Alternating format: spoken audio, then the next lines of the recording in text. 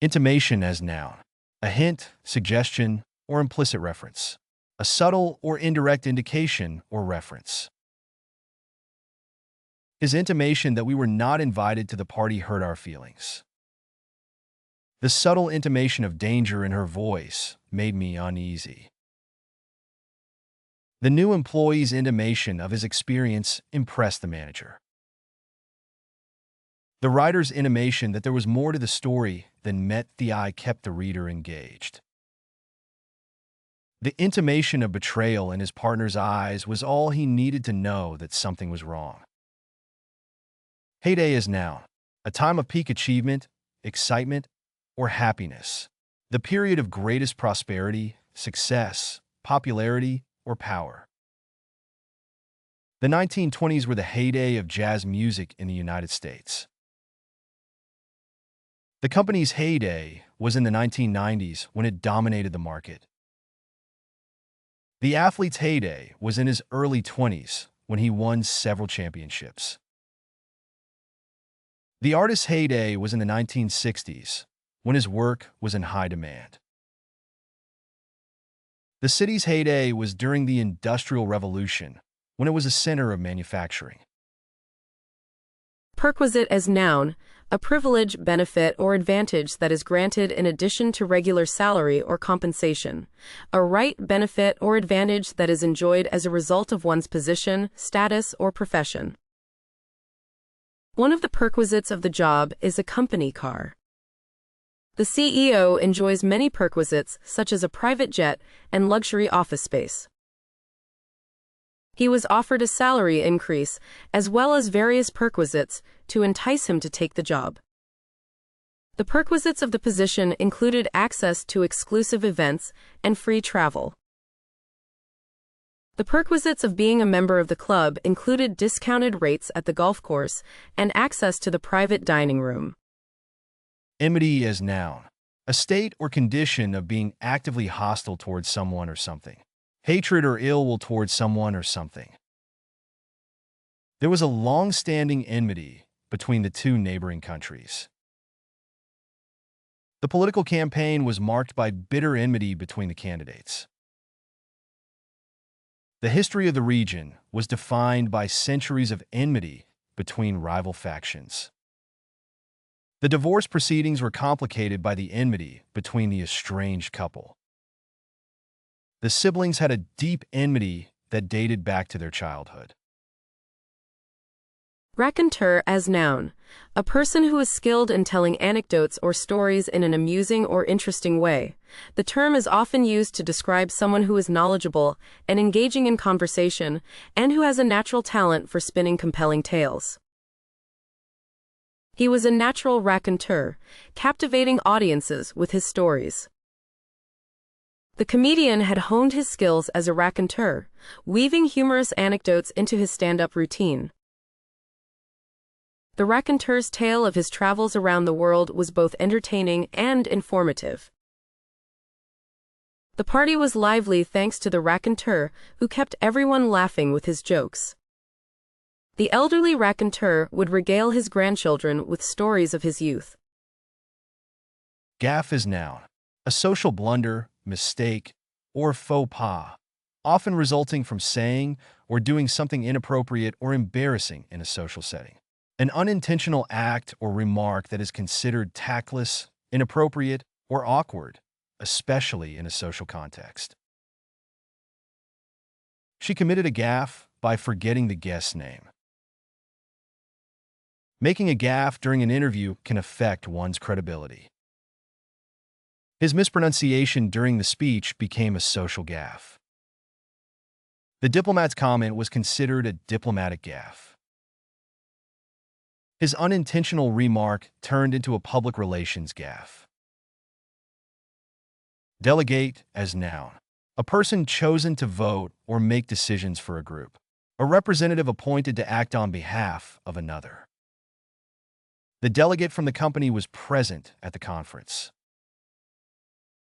The UN sent a delegate to negotiate a peace treaty. The political party elected a delegate to represent them at the National Convention.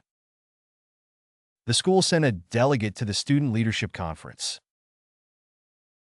The organization appointed a delegate to attend the Environmental Summit. Resignation as noun. The act of quitting or giving up a claim, right, or privilege. The act of relinquishing or abandoning a position, job, or office. Her resignation from the company came as a surprise to her colleagues. The politician's resignation was followed by a wave of scandals. The coach's resignation was due to the team's poor performance. The CEO's resignation led to a drop in the company's stock price. The resignation of the school principal sparked protests from parents and students. Truculence as noun. A cruel or hostile attitude or disposition. A tendency towards belligerence or aggression. His truculence made it difficult to work with him. The coach was criticized for his truculence towards his players. The customer's truculence made the employee feel threatened. The politician's truculence during the debate turned off voters. The dog's truculence towards strangers made it difficult to socialize. Fledgling as noun. A young and inexperienced person, organization, or entity, especially one that is just beginning or developing. A young bird that has recently acquired its feathers and is learning to fly. A group of fledglings chirped eagerly in the nest. The wildlife sanctuary cared for many fledglings until they were ready to fly. The ornithologist studied the behavior of young fledglings in their natural habitat. The parents diligently fed their fledglings while teaching them to fly. The branch was filled with fledglings practicing their first flights.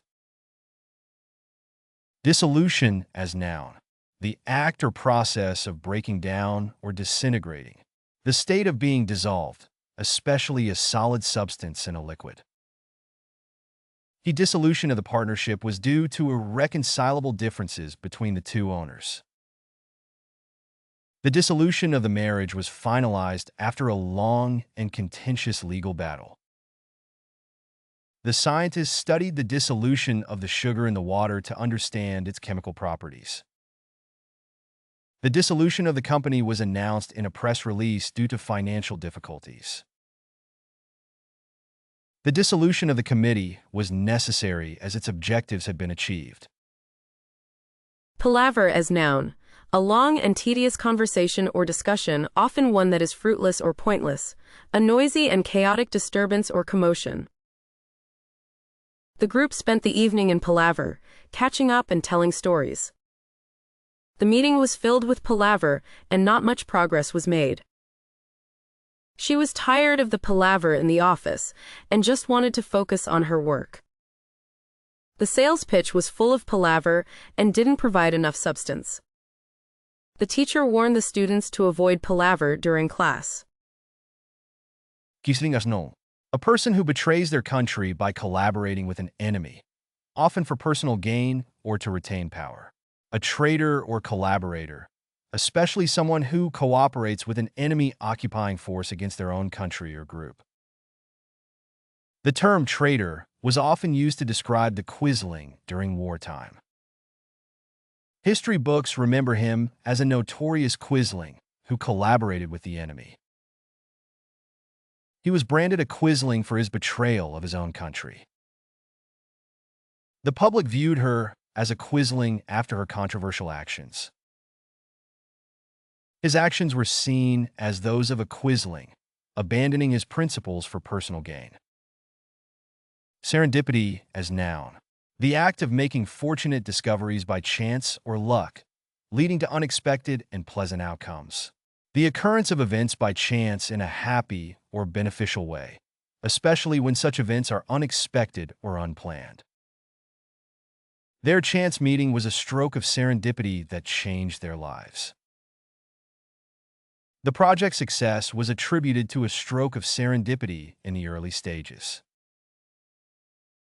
The bookstore owner's serendipity came from finding rare books in unexpected places. The discovery of penicillin was a result of sheer serendipity. The author's best ideas often came from moments of serendipity. Pastoral as noun, a genre of literature or music that idealizes or romanticizes rural life and the countryside.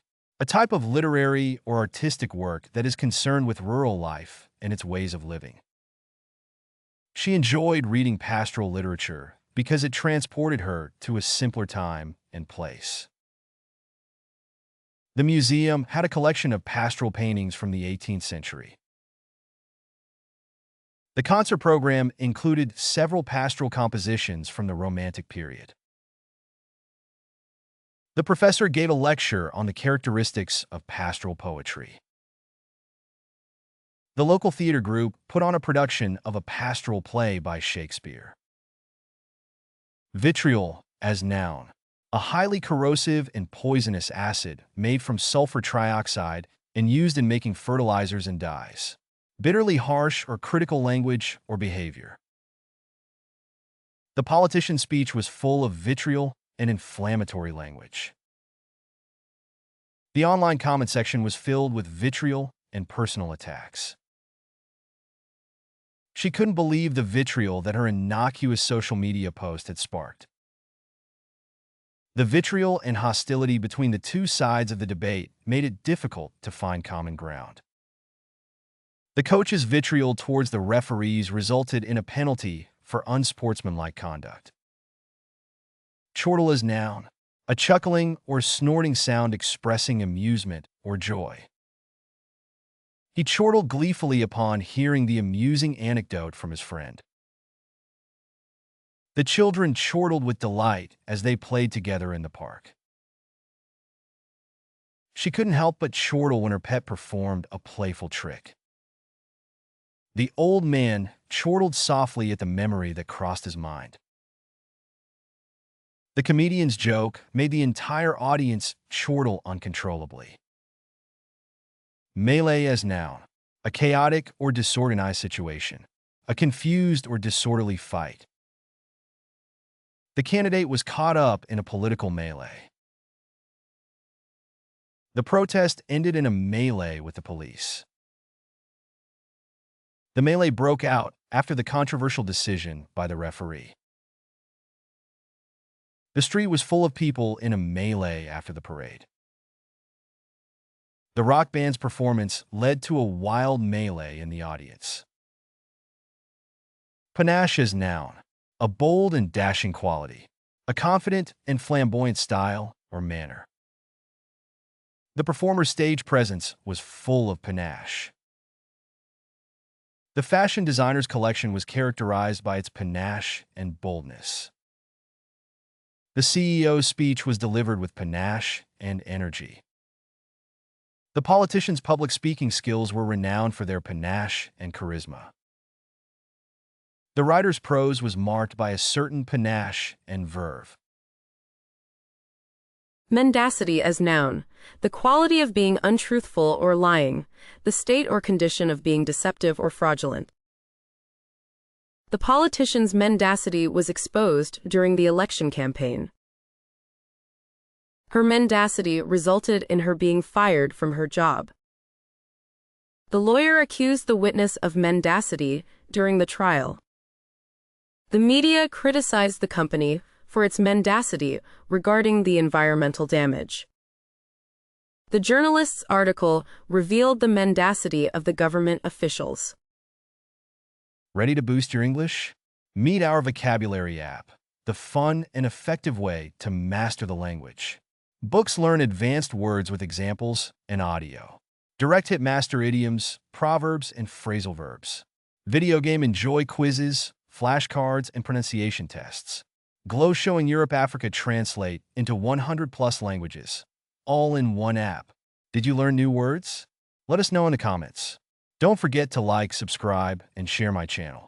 Download now and start your journey to vocabulary mastery.